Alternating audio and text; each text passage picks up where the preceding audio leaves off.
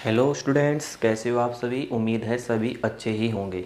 आज हम बात करने वाले हैं इल्यूस्ट्रेशन स्किल या skill of illustration with example. हमारे जो माइक्रो टीचिंग स्किल्स हैं उनकी सीरीज़ चली हुई है और उसमें हम जो हमारी इंट्रोडक्शन स्किल है और उसके बाद हमारी जो क्वेश्चनिंग स्किल है वो हम कंप्लीट कर चुके हैं। अगर आपने वो वीडियो नहीं देखी तो प्लेलिस्ट में जाकर आप वो वीडियो देख लीजिए। जो बच्चे बीएड फर्स्ट ईयर के हैं तो उनके बीएड फर्स्ट ईयर में जो पेडागोजी सब्जेक्ट है उनमें ये टॉपिक अक्सर देखने को मिलता है और बीएड के जो पेडागोजी सब्जेक्ट हैं उनके दृष्टिकोण से ये जो टॉपिक है इम्पोर्टेंट भी बनता है। ये ऐसे टॉपिक हैं जो प्रैक्टिकल और थ्योरेटिकल दोनों में आपकी हेल्प करेगा। प्रैक्टिकल्स जब आप बनाते हो बीएड की, वहाँ भी माइक्रो टीचिंग स्किल बनती हैं और फाइनल एग्जाम में भी माइक्रो टीचिंग स्किल से आपको क्वेश्चन देखने को मिलेगा। चलिए शुरू कर लेते हैं। Skill of illustration with example. हमने देखा कि माइक्रो टीचिंग स्किल वैसे तो काफ़ी सारी होती हैं, लेकिन अगर हम मेन माइक्रो टीचिंग स्किल की बात करें तो उसमें हमारी introduction skill, questioning skill, illustration with example skill, explanation skill और स्टिमुलस वेरिएशन स्किल, ये 5 स्किल हैं और तो इन 5 स्किल पर ही हम स्टडी कर रहे हैं। 2 को कंप्लीट कर चुके हैं। आज हमारी तीसरी स्किल है इल्यूस्ट्रेशन विद एग्जाम्पल। अक्सर देखा गया है कि जब एक टीचर क्लास में टीच करता है, जो वो एक्सप्लेनेशन देता है, किसी चीज़ की व्याख्यान करता है, तो बीच बीच में वो क्या है, एग्जाम्पल्स को इंक्लूड करके चलता है। तो क्यों ज़रूरी है ये एग्जाम्पल्स एक टीचर के लिए अपनी टीचिंग लर्निंग प्रोसेस के अंतर्गत। तो माना जाता है कि जो उदाहरण होते हैं या फिर जो इल्यूस्ट्रेशन होते हैं, जो एग्जाम्पल्स टीचर के द्वारा दिए जाते हैं, वो एक प्रकार से बच्चों की जो मानसिकता है उसके अंदर टॉपिक को, कंटेंट को फिक्स कर देते हैं। क्योंकि जो एग्जाम्पल्स होते हैं वो उस नियम को, सिद्धांत को या तथ्य को या संप्रत्यय को जिसको हम पढ़ा रहे हैं, जिसको हम एक्सप्लेन कर रहे हैं, उसको बच्चों के जीवन से जोड़ता है। क्या? इल्यूस्ट्रेशन या इल्यूस्ट्रेशन विद एग्जाम्पल। तो हम कह सकते हैं कि इल्यूस्ट्रेशन विद एग्जाम्पल जो स्किल है, अगर हम इसको अपनी टीचिंग में इंक्लूड कर देते हैं या टाइम टू टाइम हम टीचिंग के दौरान एग्जाम्पल्स अगर हम देके चलते हैं तो हम अपनी टीचिंग को इफ़ेक्टिव बना सकते हैं और एक हम अच्छे टीचर यहाँ पर बन सकते हैं।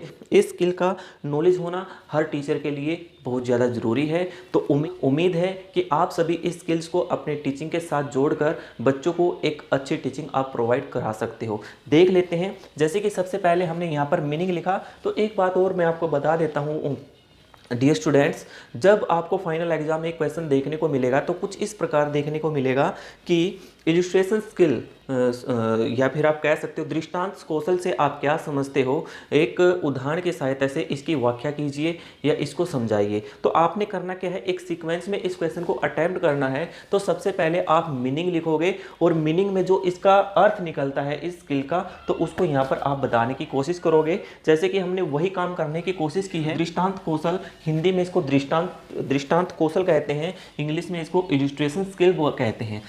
किसी अमूर्त विचार, कोई विचार है, कोई आइडिया है एक टीचर के पास, उसके कंटेंट से रिलेटेड, जो बच्चों को हम पढ़ा रहे हैं उसके कंटेंट से रिलेटेड कोई एक एब्स्ट्रैक्ट थिंकिंग है हमारे पास, कोई आइडिया है या कोई संप्रत्यय है, कोई कंसेप्ट है अथवा कोई नियम है, वो सिद्धांत भी हो सकता है, जिसको हम जितना मर्जी एक्सप्लेन कर ले वो बच्चों को समझ में नहीं आएगा जब तक उससे संबंधित कोई एग्जाम्पल ना दिया जाए। हम बच्चों को बताना चाहते हैं कुछ ऐसे आइडियाज़ के बारे में या किसी कंसेप्ट के बारे में या किसी प्रिंसिपल, नियम के बारे में जो कहीं ना कहीं अमूर्त है, और उस अमूर्त विचार, संप्रत्यय और नियम को समझाने के लिए क्या है और उसको आप उपयोग करने के लिए कि बच्चे उसका उपयोग अपने जीवन में कर सकें। तो एक अध्यापक यहाँ पर क्या करता है, इस स्किल को अपनाता है, इल्यूस्ट्रेशन स्किल को, इस स्किल को अपनाता है, इस तकनीकी को अपनाता है। और इसको अपनाना अपने आप में क्या है, एक कला है, जिसके द्वारा समुचित उदाहरणों का चयन करके, तो इस तकनीकी के अंतर्गत, इल्यूस्ट्रेशन स्किल के अंतर्गत क्या करता है टीचर, समुचित उदाहरणों का चयन करता है और फिर क्या करता है, फिर उनके द्वारा विद्यार्थियों को वांछित निष्कर्ष और सामान्यीकरण करने में सहायता प्रदान करता है। इस मीनिंग के अंतर्गत हम मुख्य बात हमने क्या देखी कि एक अध्यापक क्या करता है, अपनी टीचिंग में इल्यूस्ट्रेशन स्किल को एक तकनीकी, एक कला के रूप में प्रयोग करता है और इस तकनीकी के आधार पर वो कुछ उदाहरणों का समुचित रूप से चयन करता है। तो बच्चों के समक्ष समक्ष कुछ एग्जाम्पल्स वो प्रेजेंट करता है ताकि बच्चे उन चीज़ों को अपने जीवन से जोड़ सकें और उसका क्या कर सकें, सामान्यकरण कर सकें। आई होप आपको इसका मीनिंग यहाँ पर क्लियर हो चुका होगा। चलिए अब आगे बात कर लेते हैं टाइप्स ऑफ इलस्ट्रेशन या उदाहरणों के प्रकार। अब हमने यहाँ तो ये पढ़ लिया कि एग्जाम्पल स्किल क्या होती है, एग्जाम्पल्स क्या होते हैं, लेकिन हमें यह भी पता होना चाहिए कि एक अध्यापक जो एग्जाम्पल्स को दो प्रकार से बच्चों के सामने रख सकता है, वो होगा वर्बल इलस्ट्रेशन और नॉन वर्बल इलस्ट्रेशन, है ना, शाब्दिक और अशाब्दिक। शाब्दिक इलस्ट्रेशन मतलब कि यहाँ पर अध्यापक क्या करेगा, मौखिक रूप से या ओरली या वर्बली क्या करता है, बच्चों के सामने एग्जाम्पल्स रखता है। देख लेते हैं, जब अध्यापक अपने कंटेंट को पढ़ाता पढ़ाता एग्जाम्पल्स देने की कोशिश करता है तो वर्बल इलस्ट्रेशन या मौखिक उदाहरण कुछ इस प्रकार दे सकता है। वो किसी घटना का वर्णन कर सकता है ना, या कोई कविता बच्चों को सुना सकता है। फॉर एग्जाम्पल मान के चलो बच्चों को हम कोई ऐसा चैप्टर पढ़ा रहे हैं जो देश की रक्षा से संबंधित हो, तो बच्चों को कुछ ऐसे कविता हम करा सकते हैं जो देश प्रेम से संबंधित हो, या किसी कहानी कथन, बच्चों को छोटी मोटी हम कहानी भी सुना सकते हैं एग्जाम्पल के तौर पर। तो कहानी कथन भी हो सकता है, कोई लेख भी बच्चों को हम बता सकते हैं, या कुछ हास्य प्रसंग के रूप में भी हम बच्चों के सामने एग्जाम्पल्स रख सकते हैं, जैसे कि चुटकुले के माध्यम से बच्चों को कंटेंट से जोड़ना, ऐसा भी हो सकता है। अगर हम नॉन वर्बल इलस्ट्रेशन की बात करें तो आपने देखा होगा कि मेनली क्या होते हैं, जो टीचर मैथमेटिक्स या साइंस या फिर आप एसएसटी वगैरह पढ़ाते हैं बच्चों को, तो जब वो किसी लेसन को पढ़ा रहे होते हैं, कुछ तथ्य ऐसे होते हैं जिनको बच्चों ने कभी नहीं देखा, तो वो वास्तविक वस्तुओं के रूप में, एग्जाम्पल के रूप में बच्चों के सामने वो चीज़ रख सकते हैं। जैसे कि अध्यापक साइंस पढ़ाते हुए बच्चों को साइंस लैब में ले जाते हैं और वहाँ पर जैसे कंकाल तंत्र दिखाते हैं, या जो हमारी आँख होती है या फिर हमारे कान होते हैं, प्रत्यक्ष रूप से उसको दिखाकर उसको समझाने की कोशिश करते हैं, तो वास्तविक वस्तुओं को दिखाना ये नॉन वर्बल इलस्ट्रेशन में आएगा। चार्ट के माध्यम से भी बच्चों को क्या है, एग्जाम्पल्स दिए जा सकते हैं, मॉडल बच्चों के सामने प्रस्तुत किए जा सकते हैं, ग्राफ्स वगैरह भी प्रस्तुत किए जा सकते हैं। और सबसे सरल एग्जाम्पल देने का साधन हमारे पास ये भी हो सकता है कि अध्यापक श्यामपट्ट पर कोई चित्र बनाकर बच्चों को एग्जाम्पल्स के रूप में उनके समक्ष रख सकता है। यहाँ तक हमने देखा कि दृष्टांत कौशल इलस्ट्रेशन स्किल होती क्या है और ये कितने टाइप्स की होती है। अब हम देखने वाले हैं जो दृष्टांत कौशल का या इलस्ट्रेशन स्किल का मेन कंटेंट बनता है, मेन जो टॉपिक बनता है वो है कंपोनेंट्स ऑफ इलस्ट्रेशन स्किल। अगर आपने अच्छे से समझ में आया तो आप इसका स्क्रीनशॉट ले लीजिए या इसको अपनी कॉपी में लिख लीजिए। चलिए स्टूडेंट्स आगे देख लेते हैं कंपोनेंट्स ऑफ इलस्ट्रेशन स्किल, यानी कि दृष्टांत जो कौशल है उसके ऐसे कौन कौन से घटक हैं जिनको हमने ध्यान में रखना पड़ेगा, या फिर ये कहिए वो कौन कौन सी बातें हैं जिसको हमने ध्यान में रखना पड़ेगा जब हम इलस्ट्रेशन स्किल का यूज़ कर रहे होंगे। तो मैंने यहाँ पर 5 मेन कंपोनेंट लिखे हैं, तो इन्हीं को आपको अच्छे से तैयार करके चलना, तो आपको कहीं कोई प्रॉब्लम नहीं आएगी। देख लेते हैं। Formulating relevant example first component, formulating simple example, formulating interesting example, use of appropriate media for example, use of appropriate approach. अब इनको वन बाय वन देख लेते हैं।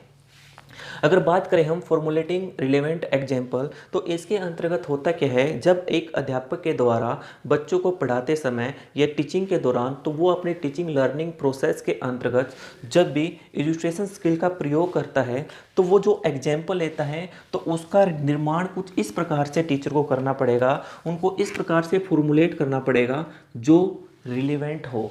रिलेवेंट मतलब हम कह सकते हैं जो सार्थक हो। सार्थक होने का मतलब ये है कि एग्जाम्पल्स ऐसे हों जो हम संप्रत्य बच्चे को पढ़ा रहे हैं या बच्चे को जो हम नियम बता रहे हैं या जो भी तथ्य बच्चों को बता रहे हैं तो उनसे संबंधित हो। तो रिलेवेंट का मतलब ये है कि वो सीधा सीधा कंटेंट से संबंधित हो, अनरिलेवेंट नहीं होना चाहिए। हमारा जो एग्जाम्पल है वो रिलेवेंट होना चाहिए। इट मीन्स कि वो सीधा कंटेंट से संबंधित हो, बच्चों को हम जो संप्रत्य नियम तथ्य या अमूर्त विचारों के बारे में हम जो बता रहे हैं वो उनसे संबंधित हो। ओके, नेक्स्ट देख लेते हैं फॉर्मुलेटिंग सिंपल एग्जाम्पल। तो हमने एग्जाम्पल्स को कुछ इस तरह से फॉर्मुलेट करना है जो सिंपल हो, सरल हो, बच्चों को जल्दी क्या है यहाँ पर समझ में आए, या बच्चों के जो पूर्व ज्ञान पर आधारित हो। सिंपल कौन से होंगे? जो बच्चों के पूर्व ज्ञान पर आधारित होंगे। बच्चों का हमने यहाँ पर जो मानसिक स्तर है वो भी ध्यान में रख के चलना पड़ेगा। ओके, तो फॉर्मुलेटिंग सिंपल एग्जाम्पल के अंतर्गत हमने क्या देखा कि हमने ऐसे एग्जाम्पल्स का निर्माण हमने करना है, ऐसे एग्जाम्पल्स को फॉर्मुलेट हमने करना है जो सिंपल हो। इट मीन्स कि जो बच्चों के पूर्व ज्ञान से क्या हो, संबंधित हो, जो पाठ्य पुस्तकों से जुड़े हुए हों। चलिए स्टूडेंट्स, नेक्स्ट पॉइंट अब आगे देख लेते हैं हम। Formulating interesting example. हमने एग्जाम्पल को ऐसे फॉर्मुलेट करना है जो रुचिकर हो, जिनमें बच्चों की क्या है, रुचि देखने को मिले। और ये कब संभव होगा? जब वो एग्जाम्पल बच्चों के मानसिक स्तर के अकॉर्डिंग होंगे, मानसिक स्तर के अकॉर्डिंग होंगे, पूर्व ज्ञान पर आधारित होंगे, और इसके साथ साथ जब वो सिंपल होंगे और रिलेवेंट होंगे, तभी वो रुचिकर बन सकते हैं। तो इस चीज़ को भी हमने क्या है, ध्यान में रखकर चलना पड़ेगा, क्योंकि वो जो इंटरेस्टिंग होंगे एग्जाम्पल, वही बच्चे को क्या है, अपनी ओर आकर्षित कर सकते हैं, और क्या है, विषय वस्तु में, कंटेंट में, टीचिंग में बच्चों को रोल प्ले करने के लिए क्या है, मोटिवेट कर सकते हैं। तो इंटरेस्टिंग होना बहुत ज़्यादा मस्ट माना जाता है इलस्ट्रेशन स्किल के अंदर, इलस्ट्रेशन को या एग्जाम्पल को, उदाहरण को। चलिए अब नेक्स्ट देख लेते हैं, use of appropriate media for example. यानी कि जब हम बच्चों के समक्ष एग्जाम्पल को प्रस्तुत करते हैं तो प्रस्तुत करने का मीडिया क्या होना चाहिए, वो डिपेंड करता है एग्जाम्पल के ऊपर या फिर कंटेंट के ऊपर।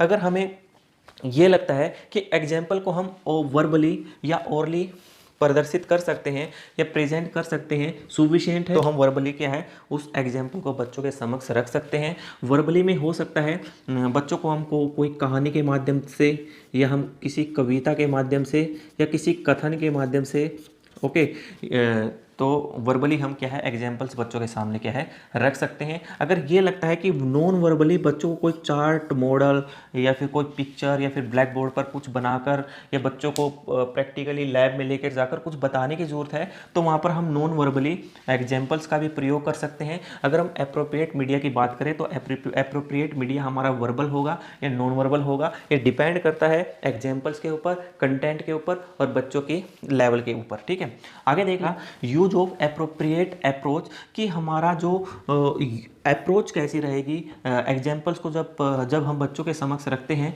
तो किस अप्रोच को हम प्रयोग में लेके आएँ। तो दो तरह की हमारी अप्रोच हो सकती हैं, इंडक्टिव और डिडक्टिव। हम किस अप्रोच को यूज में लेके आएँ वो भी बात डिपेंड करता है कंटेंट के ऊपर, या फिर वो डिपेंड करता है बच्चों की मानसिकता के ऊपर, बच्चों के लेवल के ऊपर। इंडक्टिव में होता क्या है, हम एग्जाम्पल से चलते हैं नियम की तरफ, रूल की तरफ। यानी कि बच्चों को सबसे पहले हम एग्जाम्पल्स बताते हैं, और एग्जाम्पल्स बता के फिर हम क्या है, रूल्स को फॉर्मुलेट करते हैं। तो या फिर ये कहिए, ये होगा हमारा सिंपल टू कॉम्प्लेक्स। इंडक्टिव में हमने क्या देखा, बच्चों के सामने सबसे पहले एग्जाम्पल्स रखे जाते हैं, उसके आधार पर फिर हम नियम की तरफ बढ़ते हैं, या नियम बच्चों को क्या है यहाँ पर पढ़ाया जाता है या फिर समझाया जाता है।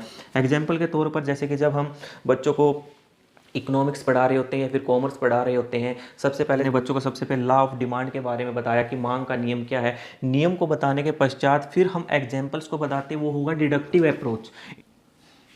तो इंडक्टिव अप्रोच में क्या होगा, हम चलेंगे एग्जाम्पल से रूल की तरफ। जैसे बच्चों को हमने सबसे पहले ये बताया कि जब बेटा प्राइस इंक्रीज होते हैं तो क्या होगा, डिमांड डिक्रीज होगी। जब प्राइस डिक्रीज होते हैं तो डिमांड क्या होगी, इंक्रीज होगी। हमने एग्जाम्पल दिया है ना किसी भी वस्तु का। उसके बाद हमने बताया इसी को हम लॉ ऑफ डिमांड बोलेंगे, मांग का नियम इसी को बोला जाता है। तो ये इंडक्टिव अप्रोच हुआ। और डिडक्टिव अप्रोच में क्या होता है, सबसे पहले बच्चों को रूल्स बताया जाता है, रूल से फिर क्या है एग्जाम्पल सोल्व किए जाते हैं।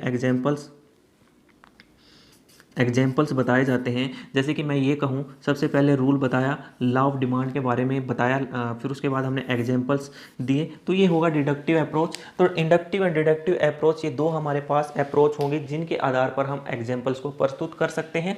ओके, तो ये थे हमारे कंपोनेंट्स ऑफ इलस्ट्रेशन स्किल हमने यहाँ पर देखे 5 हमारे कंपोनेंट्स ऑफ इलस्ट्रेशन स्किल रहे। वो कौन कौन से रहे? Formulate relevant example, formulate simple example, formulating interesting example, use of appropriate media for example, use of appropriate approach.